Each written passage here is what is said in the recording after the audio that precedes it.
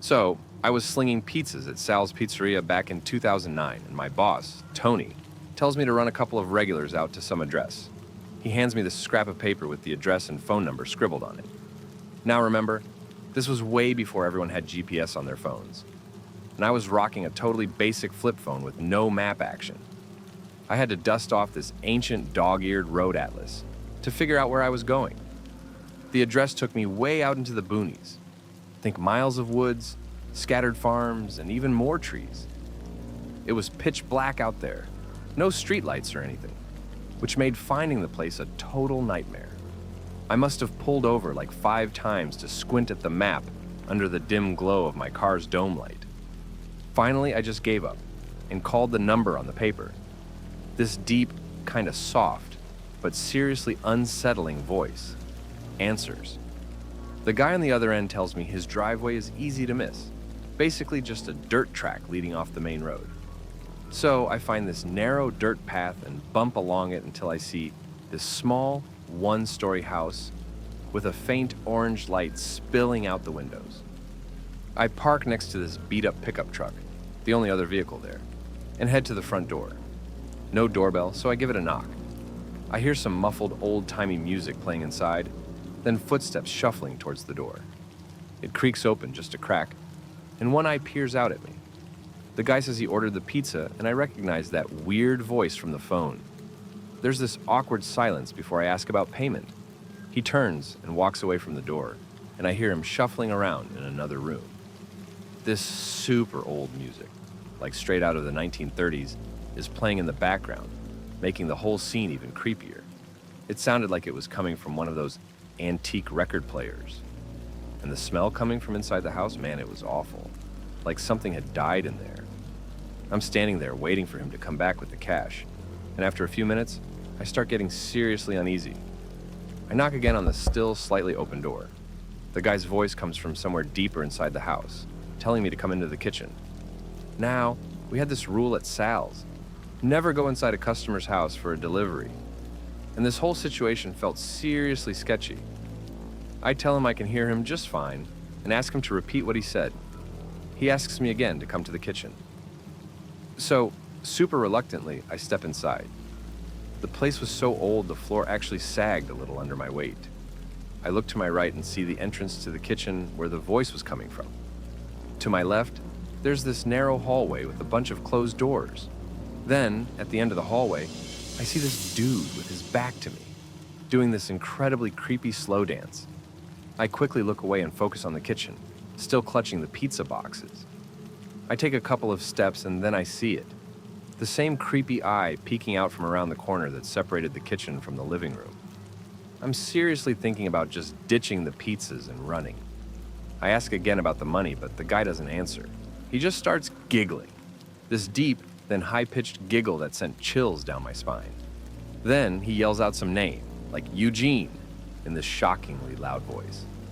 That was it for me. I was done. I turn around and head back to the front door and glance down the hallway. The dancing guy is now just standing there, staring back at me. I bolt out of there, slamming the door behind me, practically throw the pizzas into the passenger seat, and jump back into my car. As I'm backing out, I look back at the house. The door is wide open again. My heart is pounding in my chest, thinking one of them might come running out. I finally managed to get out of there and back onto the main road. When I got back to Sal's, I told Tony the whole story. He wasn't mad or anything. Everyone who heard it thought it was hilarious, but it wasn't funny to me. Whatever was going on in that house was seriously messed up, and I don't think they ever intended to actually pay for the pizza. I've had nightmares about that guy's eye peeking out from behind walls ever since. Now, before we move on to the next story, if you're new and enjoyed this one, please subscribe. It helps us out a ton. If you want more chilling tales, hit that button. And with that said, let's get into our next story. I was working as a bike delivery guy at Speedy's Subs. This whole weird thing went down on a Tuesday or Wednesday night in the spring, sometime in late April or early May. It was my usual 7 p.m. to 2 a.m. shift. We used bikes for deliveries because the roads around the college got super congested during the school year. This was actually my last night working the graveyard shift, and just as 2 a.m. was about to hit, we got one last order. I knew the street like the back of my hand, so I hopped on my bike and took off. I got to the address and gave the door a good solid knock. Nothing. I knocked again, even louder this time, but still no answer.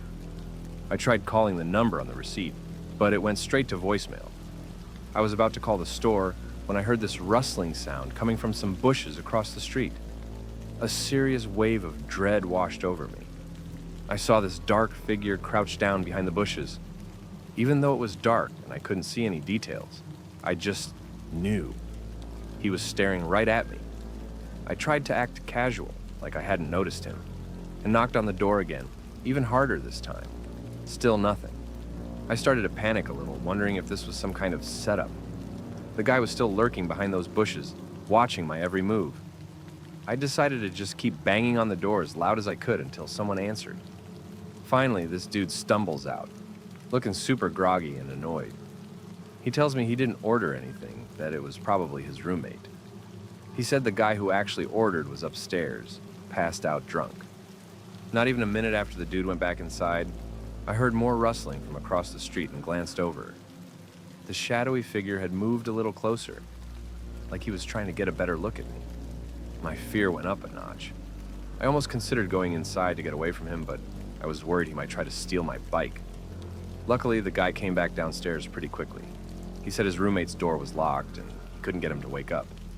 I told him he still needed to sign for the order. He hesitated for a second, probably because there wasn't a tip on the order, but I insisted. He finally signed, I handed him the subs, and gave him a quick thanks. As I was putting the kickstand up on my bike, I heard this sudden whoosh and saw the figure burst out from behind the bushes. I turned and saw him sprinting towards me. He was wearing jeans, boots, and a black hoodie with the hood pulled up, and he had something covering his face, like a mask. All I could see were his eyes, and it looked like he was holding some kind of blade. My adrenaline kicked in. I knew I had to get out of there fast. I couldn't do a U-turn on the street, and all the other streets around there were dead ends. My only option was this bike path nearby, even though it was pitch black and I didn't have a light on my bike. I started pedaling faster than I ever had in my life, flying onto the trail, scanning the shadows, and listening for any footsteps behind me. I didn't see the guy on the trail and thankfully made it back to the store, safe and sound. I was totally freaked out, trying to catch my breath and process what had just happened.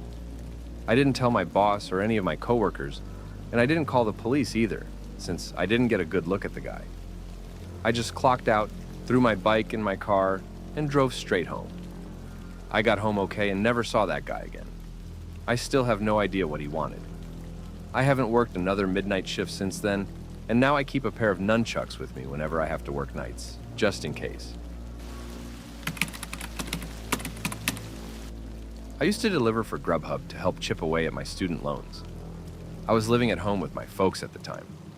It was super late one night, and I was picking up an order from a burger joint in Raleigh, North Carolina, and taking it to a house about a 20-minute drive away. I often took the late night shifts because the pay was better and there was way less traffic on the roads. I turned off the main drag onto this side street with a dead-end sign. That's where my GPS was telling me to go. Almost every house on the street was completely dark, not a single light on. Even the house I was delivering to was pitch black. I used my car's headlights and the flashlight on my phone to find my way up to the porch. I rang the doorbell but didn't hear anything, so I gave the door a knock.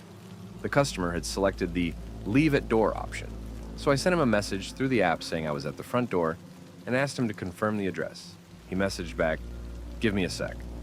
I stood there in the dark, looking at the windows, waiting for a light to flick on. I messaged him again, asking him to type out his full address. He started typing and typing. After a while, he finally sent a message that just said, "I see you. You're at the right house." There weren't any other cars around anywhere.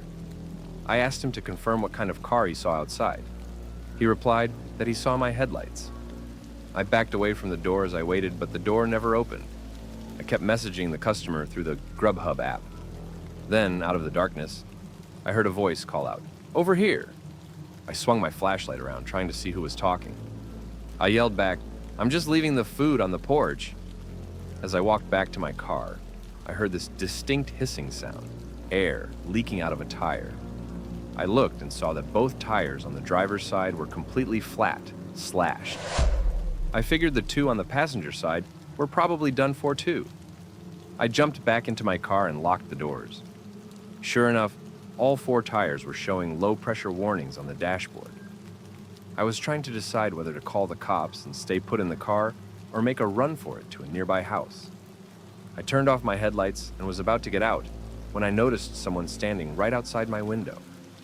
I screamed. Then I realized there were at least 4 people surrounding my car, one at each window. They all had masks on. One of them yelled at me to get out of the car. I had no idea if they had a gun or anything. I yelled back through the closed window asking if they just wanted to rob me. One of them said if I gave them everything, they'd let me go. I agreed and unlocked the door. The guy outside my door yanked it open and pulled me out. I got beaten and kicked by at least 3 of them. They took everything. My smartwatch, my shoes, my wallet, my phone, even stuff from my glove compartment. Then, they just took off running into the darkness. I blacked out and woke up maybe half an hour later, lying on the grass next to my car. They had even taken my keys. I somehow managed to find a house nearby and ask for help. This woman let me use her phone to call the police, roadside assistance, and my dad. The cops showed up and took my statement. My dad came and picked me up after they towed my car. The last location ping from my phone was a few blocks away from where it happened. The next day, I gave the detectives all the info from my Grubhub account. They traced the customer account back to this guy named Kevin, who claimed he'd lost his phone and wallet. Whoever found or stole them used them to set up the whole thing. Whoever did it got away with it. The house they used for the ambush was empty. My car tires were covered by insurance, but I lost everything else. It was a painful and expensive lesson. I stopped doing deliveries for a few months, and when I started again, I only did daytime deliveries. What do you think of these delivery horror stories? Tell us in the comments below, and while you're at it, hit that like button, subscribe, and share this video.